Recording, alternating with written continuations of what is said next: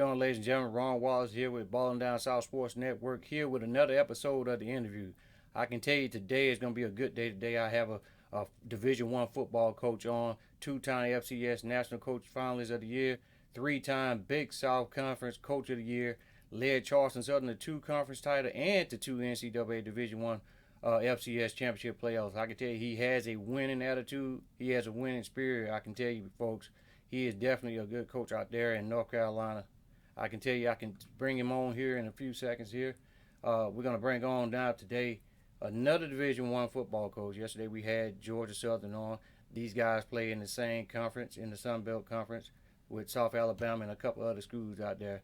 I'm going to go ahead and bring him on here. None other than head coach Chadwell. How you doing, Coach? Hey, I'm doing great. I appreciate you having me on today. I can tell you, Coach, it's been great having a lot of college coaches on, bringing you on today. Hopefully, have another interview with another college coach later today. So, how is the family and everybody, while this pandemic is going on? It's been good. It started off, I was homeschooling. I got three children. They're 10, 7, and 5. Two of them were in school, and I got demoted after my first day to only PE. And then after that, the principal suspended me because I was flirting with her too much. So we got off to a rough start. But you know what? It's what you make of it, as you know. We're all dealt different circumstances, and we tried to make the most of it. And so it's been good for the most part. Well, Coach, I know you started. You're at Coastal Carolina right now, going on your third season. But I know you were with Charleston Southern before coming over, and of course you were an assistant coach also at Coastal Carolina. Talk a little bit about when you first got into college coaching, before you got your first head coaching job, and how was it at Charleston Southern becoming a coach before coming to Coastal Carolina?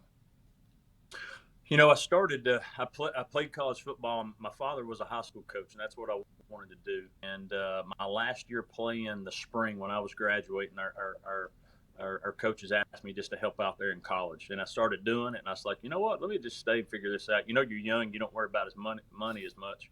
And I did that for 3 or 4 years. And then in 2003, I was at East Tennessee State. They dropped the football program, and it Oh, was sort of a crossroads for myself. And I was fortunate to get an assistant at Charleston Southern after that time frame, and sort of took off from there. And then was there for 5 years, and then able to come back 4 years later to be the head coach. And it was a wonderful experience. There's a lot of good people there. There's a lot of challenges too. As you know, there's a lot of challenges there. But it was good to you can make mistakes sometimes in a lower level, and you learn and you grow, and it really helped my growth as a coach, and put me in a position to be where I'm at today. well, I can tell you this. Looking at your resume, you got a lot of coaching experience. I know, coach. That's why Coastal Carolina hired you. I know last season you guys didn't do too well, coming into the season and ending the season. But talk about a little bit about some of the guys that you had on your roster. I know you're two quarterbacks, almost like you had a two quarterback system. Both of those guys going over 1,000 career passing yards in one season. Yeah, we've got a good nucleus back. You mentioned last year we were 5-7, and Ron, here's the thing: we were 5-7, and five of those losses were by a total of 24 points. And so we were that close of winning 6-6 and being bowl eligible, but we couldn't get over the hump. So that's been our big thing this offseason. But we do have two quarterbacks that have played quite a bit coming back. Fred Payton and Bryce Carpenter both have done well. But I think where we're really going to stick out this year is our defensive line. We've got three all-conference defensive linemen coming back. And they're going to hopefully last year was a struggle for us defensively in a lot of ways, and we really developed through the end of the year. And so I'm excited about their development, and I think we're going to have a chance to really be a good defensive team. And with those quarterbacks coming back, CJ Mirabal, who's our running back, who's an all-conference performer, I like how our team is and the direction we're headed. Now I can tell you this, Coach. What what exactly makes your what's your coaching philosophy? What make you go and how do you get those guys motivated every day to come in to put in the work and having to play on Saturdays? For me, I think there's two things. Coaches coach out of fear. They coach out of love. And both work, but only one really lasts. And so what we try to do in our program is everything we do is based off of allowing our players to be their very best every single day and love them like they're our own. And our philosophy is based off of 4 values, Ron, and that's competition, that's discipline, it's accountability, and passion, and that's what we're looking for in our young men. And we try to model that as coaches every day, and we want our players to model that. And the excitement about that is you get young people from all kinds of different backgrounds, but they all believe in those values, and that's going to help us have a chance to overcome any adversity that we face. Now you had seven guys, 7 of your players being named on the All Sun Belt team. Of course, you had first 2 of you guys were on the first team, and the rest of them were on the second team. Talk about a couple of those guys like C.J. Morrow, Teron Jackson, Trey Carter, and Isaiah like and those guys. Well, we need obviously a lot more if we're going to win in this league besides 7. I can tell you that. We better get a little bit more than that. But Teron Jackson is the ultimate. If you looked up like a football player from a standpoint of work ethic, academics, character, all those things, that's him. He's our best player. He's our hardest worker. He works like he's a walk on. He leads by example. He wouldn't, if you were beside him, he wouldn't say 2 words to you. But he's phenomenal as a defensive lineman, defensive end, great leader for us. Isaiah Likely, who's a junior tight end, we think has a chance to be drafted and play on Sundays. He's a very talented guy, really came into his own last year as a sophomore, and he'll have a chance in our mind to be an All-American top tight end this year. You mentioned C.J. Mirabal. He was a bell cow for us last year. He had almost I think over 1,100 yards.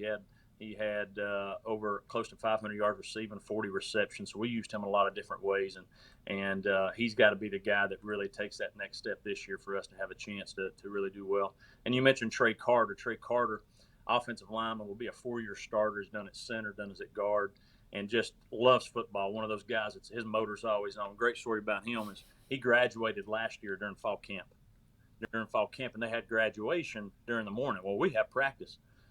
We have a walkthrough that morning. Well, he comes out in his we're out there practicing, and he comes out in his cap and gown and his dress shoes and starts going through the walkthrough with us. I mean, that's how much he just loves football, and he's just that guy. A lot of guys would say, "Hey, I want to spend time with my family, this or that." Not Trey, and so he's great for us. And C.J. Brewer, who's a defensive lineman, has a chance to really be a great player for us as well. Our best leader, very, very well respected among our team, leads by example, but also is a guy that will be vocal with the team. And so I like our leadership, Ron, and I think those guys are good players. And we got some young guys too that redshirted last year, that maybe played a little, that are coming back, that I think will give us a chance to really get over the hump this year.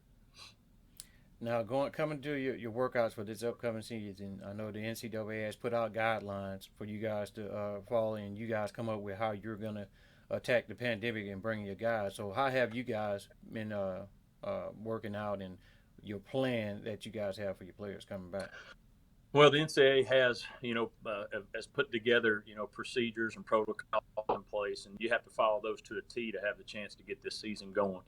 For us and our team, what have been the challenge is obviously you're not there with them. But our guys, our strength coaches have done a fantastic job of putting things out, making sure our guys are following through on their daily stuff. We've tried to keep it as routine as possible. We shipped our guys bands and certain things when none of the gyms were open, just to try to make sure they had something.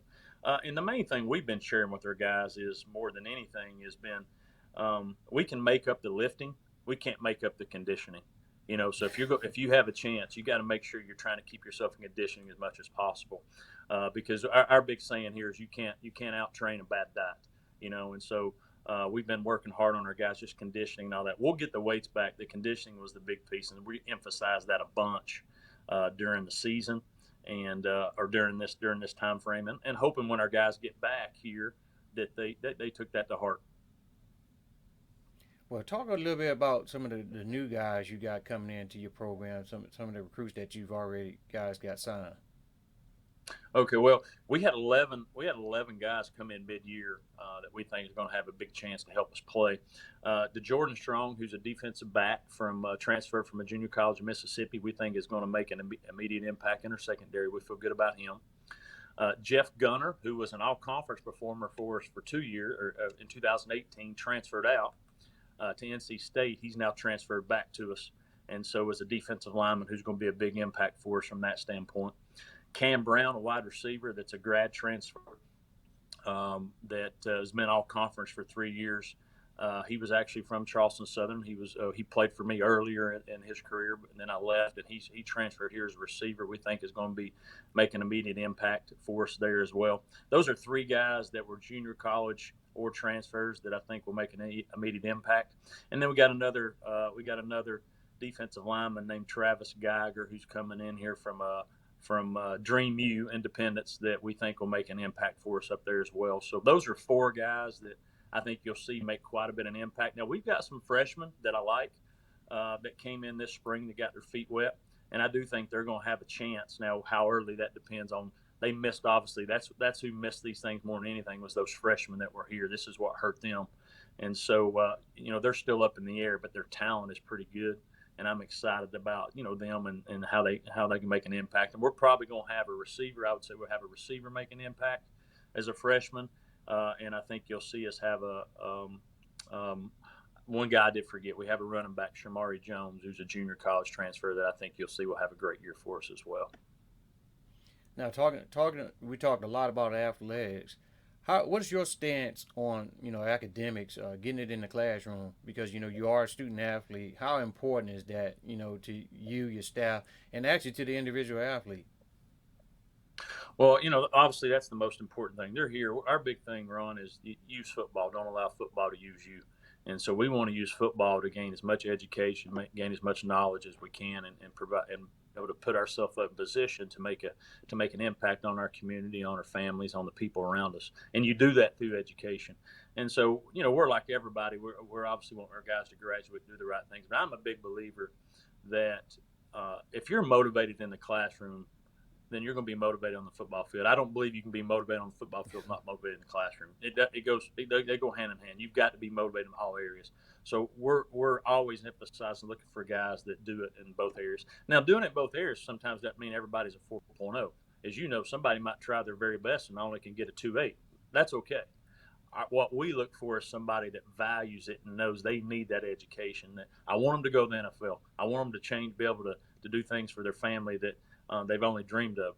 But what we try to share with them, too, is that education will never leave you. That football will eventually. That sport will eventually, but that education won't. And the education will end up unlocking more doors over time than football ever will. And so that's the emphasis that we try to put on it, because we want you to be part of our philosophy here is being a man, and being a man is you're well-rounded. And being well-rounded is you can sit down and have a conversation about what's going on in the NFL, but you can also sit and talk about the stock market and have a little understanding of those things. And that's part of how we try to implement in our program. Looking at your schedule from last season, you guys played some big hitters like Kansas. Who do you guys have big on your schedule this season? Ron, we got 2 of them. We opened with South Carolina, so right up the road there for us, which is SEC team. And then Kansas, we play them again. They actually come to our place. And so we got 2 Power Fives, and so we were fortunate to beat Kansas last year. I'm sure this year they're going to be ready for us. So, but we got 2 Power Fives, and then we play Eastern Michigan, who was a bowl team, is another one there. And then obviously, as you know how well the conference is, it's a tough conference, and so we've got a very challenging schedule, and it's one that the thing I always try to share about the Sun Belt, it's similar to the SEC as far as each week you got to be ready to show up and play. It's not like there's just that many pushovers, and so every week there's a team that's very talented, and you got to be ready to play each week. There's no times you can just not show up. If you do, you'll get embarrassed. And that happened to us a couple times last year. We didn't show up, we got embarrassed. And so I like our schedule, and now I don't know if I like all those Power Fives, but that's part of it right now. I mean, well, who knows? You guys may get ready, and the pandemic is affecting everybody. It's going to be the survival of the fittest whenever you guys are able to get back out there on that field and actually play against other universities. Definitely thank you for coming on today, Coach. You're welcome here anytime to come on. Anything you would like to say to any of the high schools coming up, about to get ready to graduate, one more season of their high school career? Anything you might want to say to them, things that they may need to do, any tips, anything? I would share this is everybody's looking for a scholarship, and everybody's looking for that next thing. And I would say enjoy that moment. Think about right now where people might have been taking their season for granted and everything got taken away because of this virus. And so I would say enjoy the moment, be in the moment, be the best teammate you can be, and be the influence that you want to be. At the end of the day, when you leave that high school, yes, the state championship's great or winnings and all that great, but at the end of the day, when you leave, what's the impact that you left on that place? Will that freshman remember you as a good player or a great teammate? And I would share with you, be the best teammate you can possibly be. That's the legacy that you can want to leave. And if you do those things, the rest of it will take care of itself, because at the end of the day, it's all about what you're doing for others. And coach, we gotta get you down here in the Mobile region here of Alabama down here recruiting. There's a lot of prospects down here, 2021s and 22s. Definitely got to get Well, you I'll down tell you there. this. I'll tell you this, Ron. We like some guys down there. We just got to get them up here to the beach. We got to get them to come up here. You know, they got South Alabama and Troy and all them down there. They think that's all. They think that's good enough. We can get them up here. So I'm gonna tell you what. If you get a caravan, bring them up here. I'll let you. You know South Carolina. Your son's up here. You know how nice it is. So Yes, sir. And when I was in the Marine Corps, my first term in the Marine Corps, I was stationed there at Cherry Point in North Carolina, so I know all about okay. North Carolina. Yeah. But So ladies and gentlemen, this has been Coach Carolina head football coach Jamey Chadwell. Thank you for coming on today, Coach. hey, we appreciate you. Thank you.